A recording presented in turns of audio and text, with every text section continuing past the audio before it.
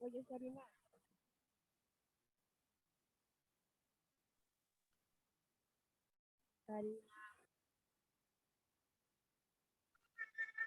¿Me hablaron de casualidad? Yo te estaba hablando. Ah, ¿qué pasó? Tú estabas hablando de Villahermosa, Tabasco, ¿verdad? No te escuché. ¿Cómo?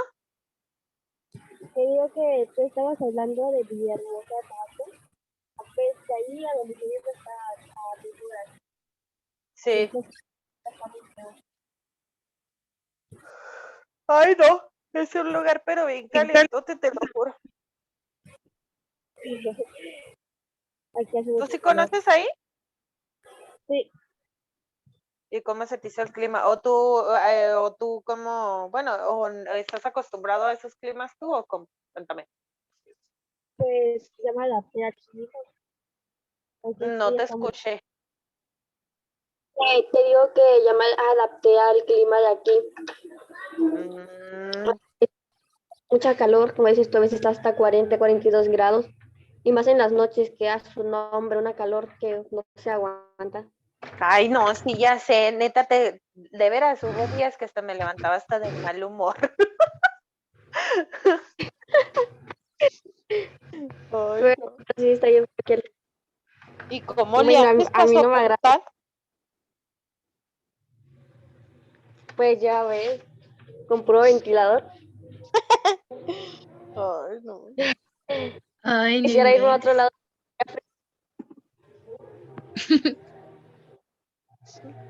Ándale, ya se ve, ya nos escuchó la maestra, yo pensé que ya no estaba. Aquí estoy. No, pero sí hace mucho, mucho calor. No te entendí. Te digo, créeme que no me daba cuenta que de la maestra.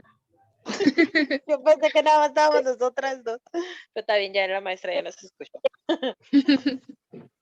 Ya te escucho. Ujú. Muy bien, chicas. Es que sí, la verdad es que Tabasco es muy bonito como para pasar un fin de semana, yo creo, de vacaciones. Pero yo creo que para irse a vivir allá sí está cañón. Está muy feito, no está feo el clima. Yo creo que es que los habitantes de ahí pues ya están acostumbrados y adaptados, ¿no? Pero para las personas que no, sí ha de ser bien difícil. Muy bien. Bueno, siguiendo con el tema, México, como les decía, es uno de los países con mayor diversidad biológica en el mundo. De hecho, es de los primeros 3 países. Está México, Brasil e Indonesia. Entonces, imagínense, 2 de los países con una diversidad así de grande están en Latinoamérica. Y como le dice aquí, no solamente posee un alto número de especies, ¿no? Es decir, de especies animales y de plantas, sino que es más común, la biodiversidad está más presente en nosotros. Tiene cuestiones de variación biológica, genética y de ecosistemas, ¿ok? Ya pueden ver mi presentación, perdón, ya ni siquiera les pregunté, ¿sí la pueden visualizar? Sí, maestra. Ok. Muy bien.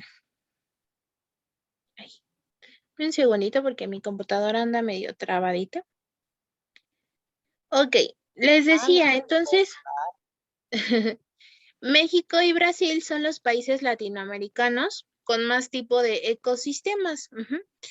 Y nuestro país incluso tiene más que Brasil. A uno le pudiera resultar como que, ¿cómo que México tiene más ecosistemas que Brasil si Brasil tiene el Amazonas, ¿no? Pues sí, México tiene ecosistemas, como les decía, acuáticos, tiene ecosistemas eh, de tierra, tiene desiertos, tiene también zonas gélidas, como lo es por ejemplo, toda la parte del norte, ¿no? Sonora, Chihuahua, etcétera, que cuando hace frío, hace mucho frío. Y por ejemplo, yo les voy a contar una experiencia personal. Yo fui a Brasil hace 4 años y la verdad Ándele. es que la verdad es que sus ecosistemas, perdón, sí tiene una riqueza muy grande en cuanto a animales, plantas y demás, pero tiene la variabilidad en cuanto a ecosistemas no cambia mucho. Es decir, ellos no pasan de un clima súper frío en el norte a un clima súper caluroso en el sur, ¿no? O sea, ellos se mantienen en una zona bastante tropical, cosa que México no. México tiene esa bondad, que tiene diferentes tipos de ecosistemas, desierto, lagunas, ríos, mares, zonas tropicales, etcétera. Entonces, eh, además de la alta diversidad que tiene, también tiene una variedad de ecosistemas acuáticos, marinos, costeros, etcétera. Y nos dice aquí un dato bien importante. En este país existen más de 70 cuencas fluviales. ¿Qué quiere decir esto? Que hay más de 70 espacios en los que se recolecta en una gran cantidad el agua de la lluvia. ¿Se acuerdan ustedes o vieron todo este dilema de ahora que nuestro presidente actual quería atravesar el Tren Maya y que las personas pues obviamente tuvieron algo que decir al respecto? Que incluso, ¿no? Ok, bueno. El Tren Maya iba precisamente para la zona sur de México, ¿no? Entonces, nuestro presidente actual decía que ese tren iba a fortalecer el intercambio, iba a fortalecer las telecomunicaciones, iba a fortalecer el transporte y demás.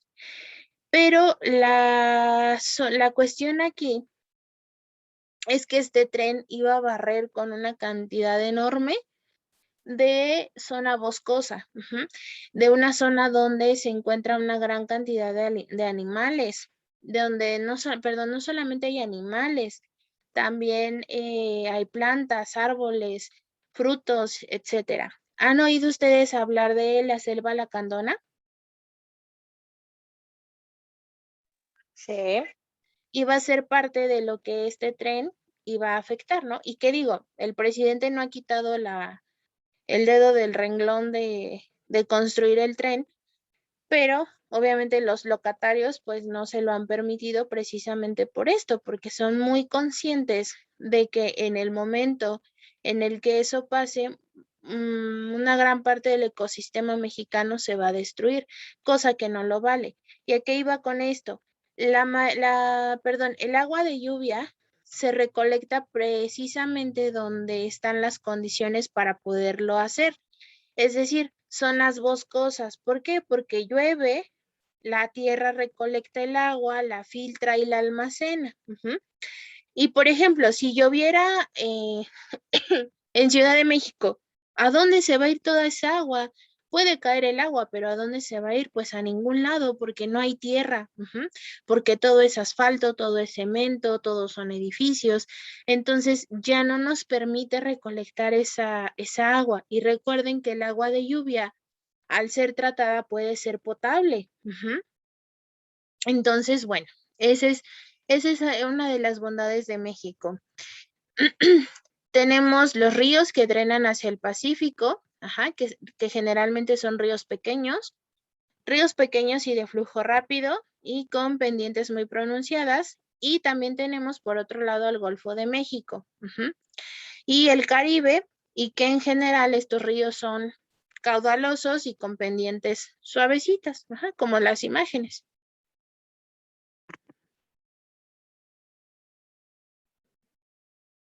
Muy bien. ¿Me ayudas a leerlo, Liz, por favor? Sí, maestra. ¿Sí me escuchó? Sí. Sí. Dice, la flora mexicana consta de más de 23,000 especies con un nivel de endemismo superior al 40%, de las que destacan familias como las cactáceas con 850 especies.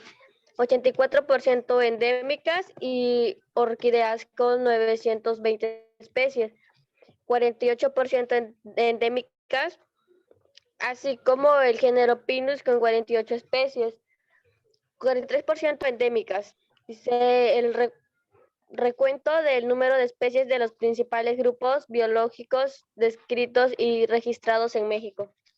Ok, ¿qué significa endémico, chicas? Ya se los dije hace un ratito. Quiero ver qué tanto están captando la información. ¿Qué es endémico o endémica? Justamente iba a preguntar eso porque no sé qué significa. Ok, cuando yo, por ejemplo, digo, el lobo mexicano es una especie endémica. Vámonos a un ejemplo más, Maestra, mande. ¿no es algo que afecta a un país, región o algo así? No, corazón. Por ejemplo, el xoloscuincle, el perro chihuahua son animales endémicos. ¿Qué quiere decir? Que es una especie mexicana. Endémico significa que es algo de aquí, ajá. No que es mexicano, sino algo que es de una región. Esto solamente se utiliza para animales, frutos, plantas, etcétera. Pero si yo quisiera poner un ejemplo, yo diría que yo soy endémica del Estado de México. Cari es endémica de Chihuahua. Es decir, que es de ahí. Ahí nació, ahí creció, ahí se reprodujo, ahí está su familia, solamente existe ahí. Sí, a lo mejor se puede ir a Brasil, pero no por eso es brasileña, ya sigue siendo de Chihuahua. Eso es endémico, algo que es de un lugar específico. Por ejemplo, yo sé que endémico suena como que hace, como pandémico, ¿no? A que hace daño y a que lastima, pero no. Endémico significa que esa cosa, ese animal, ese fruto, esa planta es de una zona específica. Por ejemplo, como lo dice aquí, tenemos una familia de 850 especies de cactáceas, del cual 84% son endémicas. ¿Qué quiere decir esto? En el desierto hay cactus, pero no todos los cactus son iguales, ¿no? Hay diferentes especies de cactus. Y entonces dice que aquí que de esas 850 especies de cactus que hay en México, el 84% son mexicanas. Entonces, esto nos lleva a confirmar lo que pasa en las películas, ¿no? Que siempre que quieren representar a México ponen un cactus y un señor con un sombrero. Sí, claro, porque los cactus son mexicanos. La mayor cantidad de cactus que existen, más bien, los, los cactus, pues básicamente son parte de la familia de los nopales y entonces si tú piensas en un mexicano, piensas en nopales y piensas en cactus y piensas en el desierto, ¿no? Y tiene sentido porque el 84% de ellos son mexicanos. Las orquídeas, ¿conocen ustedes a las orquídeas? Estas flores tan bonitas, ¿las han visto alguna vez?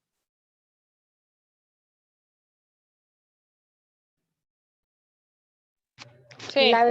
Yo no, maestro. Las orquídeas son unas flores muy bonitas. Ahorita te muestro una imagen. Y aparte son muy caras. Varía, porque por ejemplo en Home Depot hay unas hasta de 250 pesos. Es una ramita con 3 flores, pero son preciosas esas flores. Y pueden llegar a costar hasta 5,000 pesos, 10,000, 100,000 pesos, ¿no? O sea, son flores muy complicadas, muy delicadas. Y adivinen qué, el 48% de las especies de orquídeas es mexicana. Los pinos también, el 43% de las especies de pinos son mexicanas. Entonces, a eso voy cuando les digo que nosotros como mexicanos, como México en general, tenemos una diversidad muy amplia de frutos, de flores, de animales, etcétera.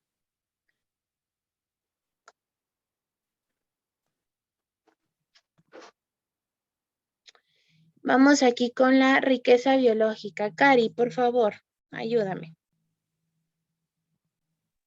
Dice riqueza biológica. El inventario completo de la riqueza biológica de México y su nivel de endemismo es una tarea que no ha sido concluida debido a que otras razones a la diversidad de algunos biológicos que aún no están bien estudiados o colectados como los hongos, invertebrados terrestres y acuáticos y organismos microscópicos. Ok, entonces México tiene una riqueza bien grande y eso se sabe, ¿no? Pero los científicos han descubierto que no se ha estudiado ni un porcentaje mínimo de toda la riqueza que existe en México. Por ejemplo, ¿sabían ustedes que tenemos más estudiado el espacio que los mares? Veía hace tiempo un video que hablaba sobre ese tipo de datos curiosos y decía, al espacio han ido 7 hombres y los 7 han regresado. Al mar únicamente han ido 3 personas, 3 buzos que han llegado hasta las fosas marinas. Y de esos 3 solamente regresó uno. Entonces, México puede ser que tenga una riqueza mucho más amplia en cuestiones acuáticas, marinas y demás, pero no se ha estudiado precisamente. ¿Por qué? Porque no se puede llegar hasta la profundidad que tiene el mar, hasta la cantidad de atmósferas que se ven representadas en estos sitios acuáticos, ¿vale? Ahora bien, obviamente tenemos frutos, plantas que se encuentran en zonas inaccesibles o en zonas protegidas que obviamente no se pueden estudiar. Por ejemplo, aquí en el estado, ok, Cari, tú eres de Chihuahua. Liz, ¿de dónde eres? Yo soy de Veracruz. Pero ahorita vives en Tabasco. Sí nos estabas diciendo eso, ¿verdad? No, le dije que de ahí a donde yo vivo 2 horas.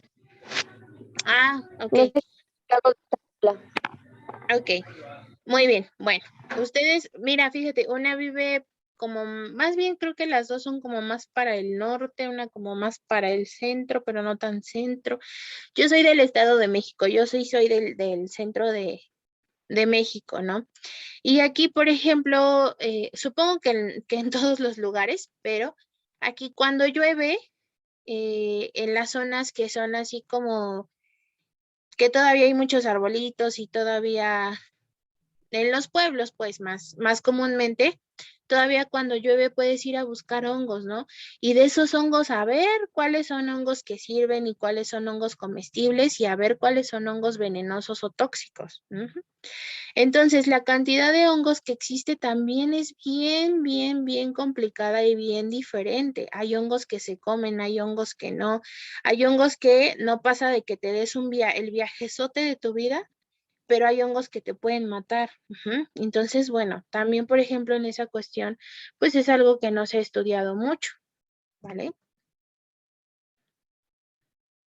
Algunos datos interesantes. México también es considerado uno de los centros de domesticación de plantas más importantes del mundo, ya que se estima que al menos 120 especies de plantas han sido domesticadas en el territorio que ahora ocupa nuestro país. ¿A qué se refiere o a qué creen que se refiere a este término de plantas domesticadas? A ver, las quiero escuchar.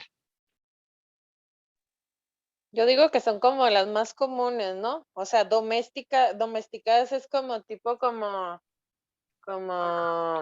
mansitas, como cuidadas, así, ¿no? Bueno, yo digo. Ok. Liz, ¿qué crees que signifique domesticado?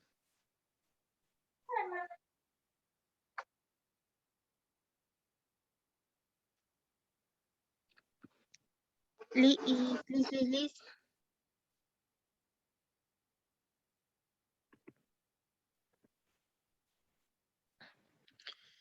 Ok, vas por ahí, Cari, pero no.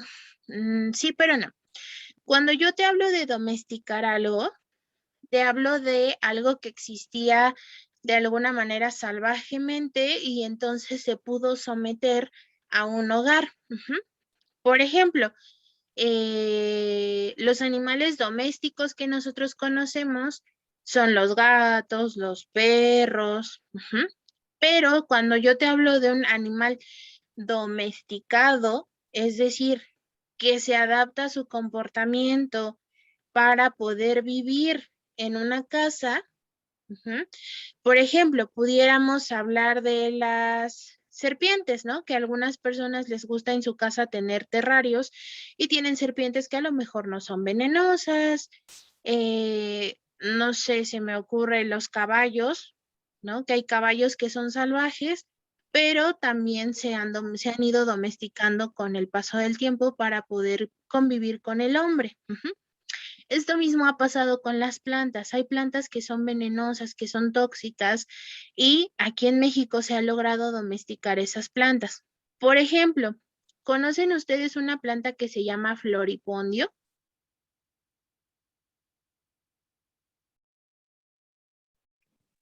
No, yo no. ¿No? Ok, a ver, déjame ver si te la puedo buscar. Me dices si sigues viendo mi presentación, Cari.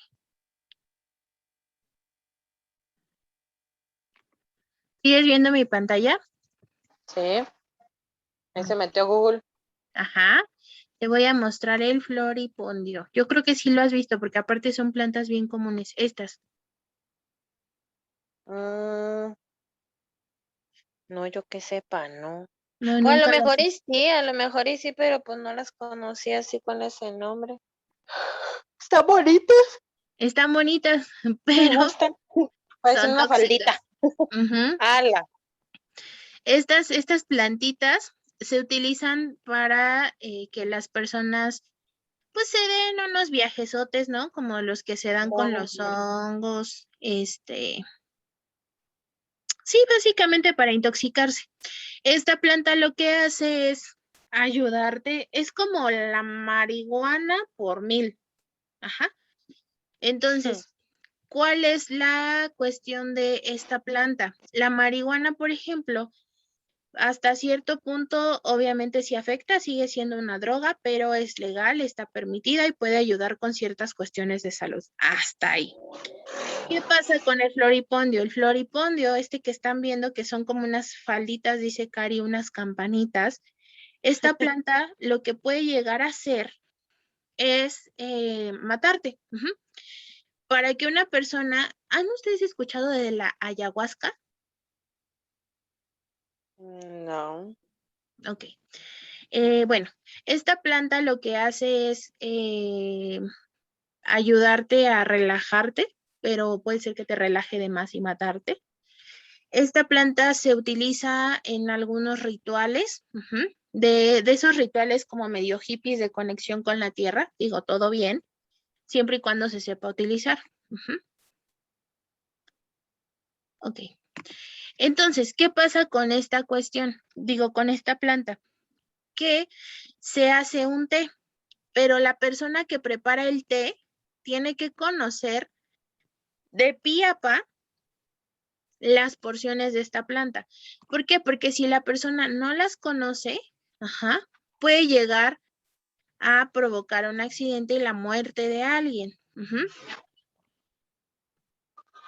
Les decía, y es una planta que está domesticada porque te la puedes encontrar hasta en el parque. Bueno, aquí por donde yo vivo, te la encuentras afuera de las casas. Hay otra planta que es como esta que están viendo aquí en la imagen. ¿Les recuerda alguna maceta que hayan visto en alguna casa? No. ¿No?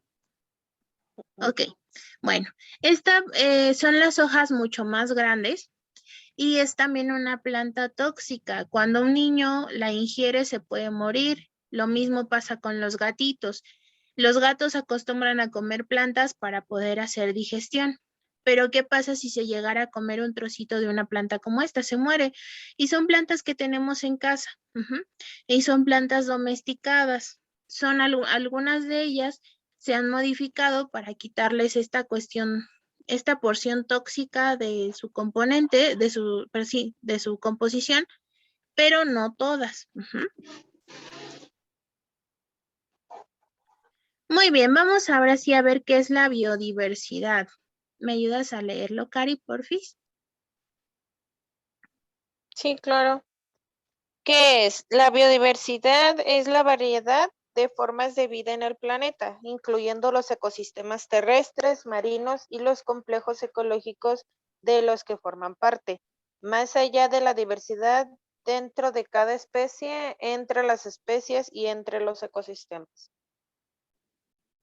Ok. Em, lo que les decía, incluye ecosistemas terrestres, marinos, complejos ecológicos, y dentro de estos ecosistemas, cuáles son los animales, las especies de plantas, de frutos, los tipos de animales que puede existir. Por ejemplo, si yo imagino un ecosistema marino, no me voy a imaginar a una vaca, ¿verdad? ¿Qué habría o qué animales existen en un ecosistema marino? Pues todos los peces. Exactamente. Ujú. Si yo me imagino un ecosistema desértico, no me voy a imaginar a un mono, ¿no? En el desierto, ¿qué animales hay? Serpientes. ¿Qué otros? La-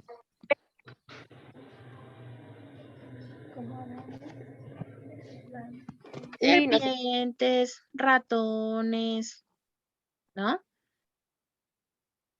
Ok, Ujú. muy bien. Vamos entonces a la siguiente. ¿Para qué sirve hablar de biodiversidad, no? La biodiversidad es responsable de garantizar un equilibrio de los ecosistemas en todo el mundo. Y la especie humana depende de ella para sobrevivir. Entonces, ¿qué pasa? La biodiversidad me va a ayudar a ubicar los ecosistemas y me va a ayudar a que yo como persona me relacione con esos ecosistemas. La principal amenaza para la biodiversidad es la acción humana, la cual se manifiesta a través de la deforestación, los incendios forestales y los cambios del clima y el ecosistema. Hace tiempo salió una noticia, no me acuerdo cuándo fue, pero era de un barrio argentino, ¿no? Y entonces era una noticia graciosa, pero a la vez preocupante. ¿Ubican ustedes a las capibaras? ¿Han escuchado alguna vez hablar de ese animalito? ¿Chicas? Te lo juro que no. Ahorita en cuanto dijo capibara, yo me imaginé una vara. Ok, también se los voy a enseñar. Capibara. Estas son las capibaras, son como unas ratotas, pero sin cola. Anda, ¿no? Ajá. Miren, les voy a poner a ver si me aparece Invasión Argentina. Sí. Ok, era un barrio en Argentina, un barrio fancy, un barrio de esa gente que vive muy cómodamente. Y esta residencial se construyó muy cerca de donde los capibaras o las capibaras existen. Ahí viven. Ese es su ecosistema. Ahí es donde ellas se desarrollan, se reproducen, etcétera. Entonces al arquitecto maravillosamente se le ocurrió construir una residencial en donde vivían estos animales. ¿Qué pasó? Esto es lo que pasó. Las capibaras empezaron a curiosear, empezaron a oler comida, lo que pasa, por ejemplo, aquí. ¿Y qué pasó? Bueno, pues que vivían tan cerca que bajaron a este barrio, a buscar comida en los basureros. Y por eso es que dice, nosotros los humanos, nosotros como personas, somos quienes amenazamos los ecosistemas. ¿Por qué? Porque si yo sé que ese es el lugar en el que habitan estos animalitos, ¿por qué voy a ir a construir ahí precisamente una residencial? ¿Para qué?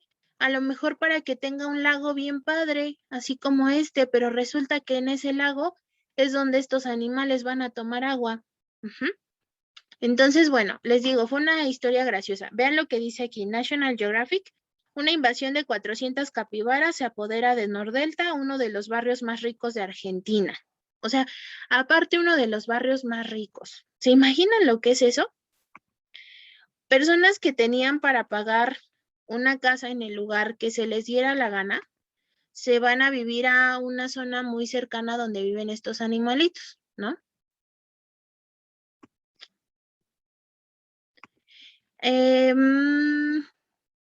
Cari, ¿cuál es el animal endémico de tu estado? El animal endémico es el mexicano, ¿verdad? No sé, ¿De dónde dices que dijiste que eres? de Chihuahua. Y entonces, ¿cuál será el animal endémico de tu estado? Pues es que yo digo que es así como un lugar como muy desierto, ¿no? Entonces, ay, no sé, ay, no sé, no El sé. perro chihuahua, precisamente, este Ay, perrito es pues es que, norteño, sí, ¿sí? Es un perrito norteño. órale. Y existe también el xoloscuincle, ¿ese sí lo ubican? ¿El qué? El xoloscuincle. Escuincle. A ver. Ay, no, qué feíto, me gusta más el El chihuahua. chihuahua. Le falta pelo. El xoloscuincle es un animal mexicano. Y es una historia Ah, tan mira. padre. Chicas, miren, les voy a mostrar aprovechando que hoy andamos aquí consultando a San Google. Este perro es Ándele. precioso, carísimo. ¿Precioso en qué aspecto? Físico no se puede porque está feo. Bueno, a mí no me No, gusta. mira, te voy a mostrar por qué este perro es tan hermoso. Dame un segundito. Este perrito está relacionado con la parte de Día de Muertos. Bueno, yo antes que nada, discúlpenme si alguna de ustedes no profesa la religión católica o no convive tanto con esta cuestión de Día de Muertos. Les pido una disculpa, pero veámoslo como una tradición mexicana. ¿Ustedes ubican lo que es el Mictlán? A ver. Mi clan. No, no, apenas lo estoy viendo, pero no. Ok. La leyenda del Xoloscuincle, denme un segundo, por favor.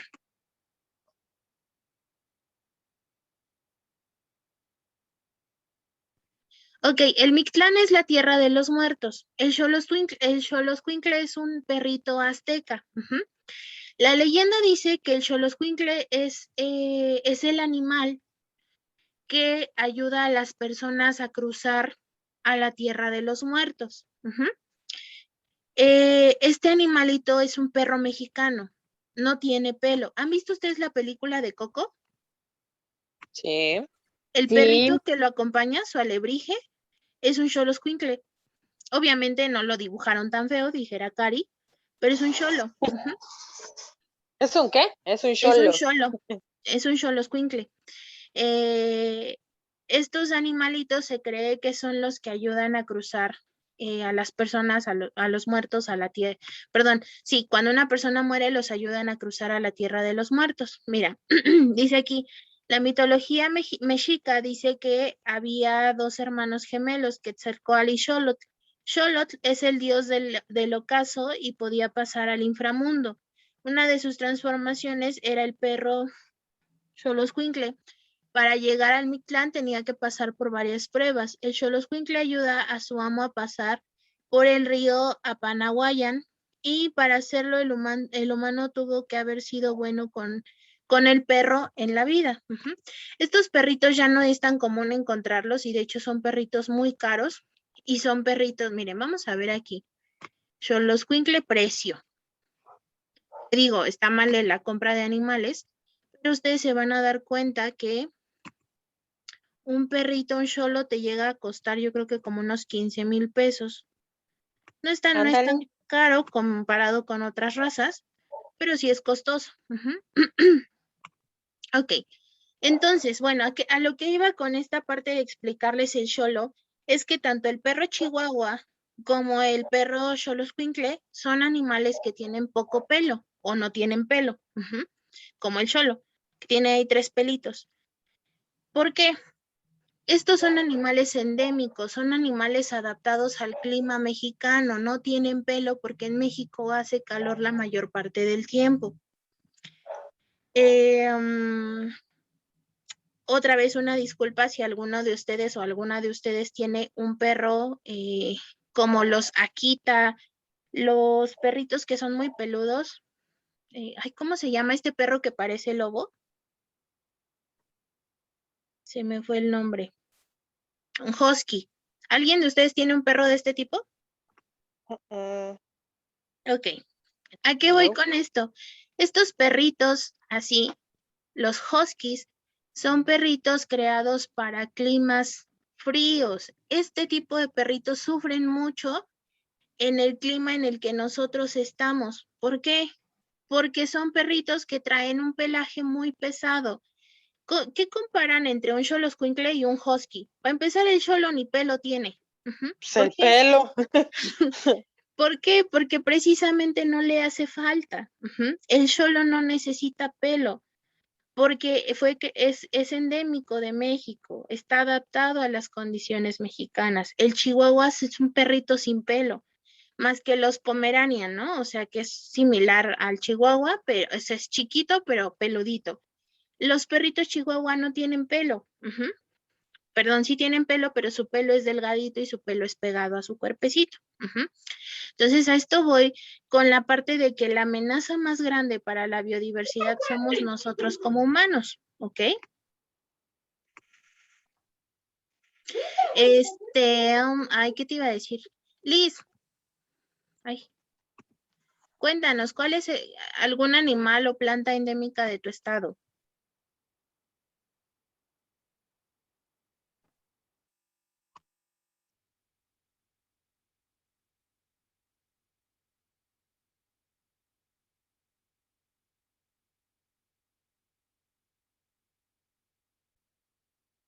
Creo que se fue.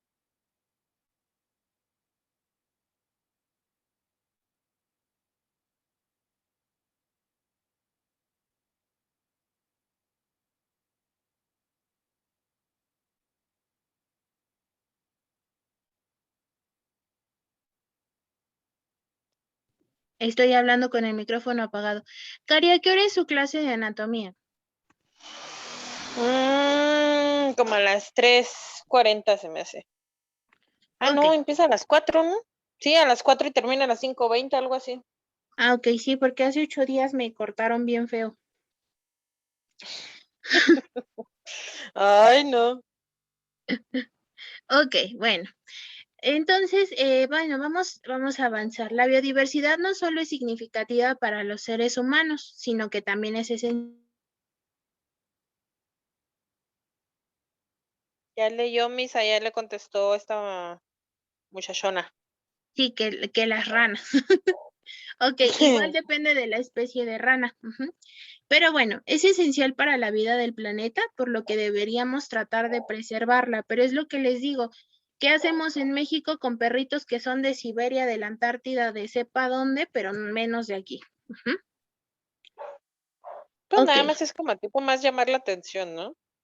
exactamente. Y lo peor, ¿sabes qué? Que luego ni los cuidan. O sea, a mí me ha pasado, esos perritos sí son atléticos, pero pues sí tienen un cuerpo, agradecido, por decirlo así. Y a mí me ha tocado ver muchos perritos de esos que los tienen ya todos despelucados, no los llevan al veterinario. Como dices tú, más por llamar la atención que porque realmente les tengan amor a sus mascotas, ¿no? Pero bueno, ese ya es otro tema. La biodiversidad de las especies nos provee bienes tan necesarios como el alimento o el oxígeno. Se va a cortar la clase, nos volvemos a unir, chicas, por favor.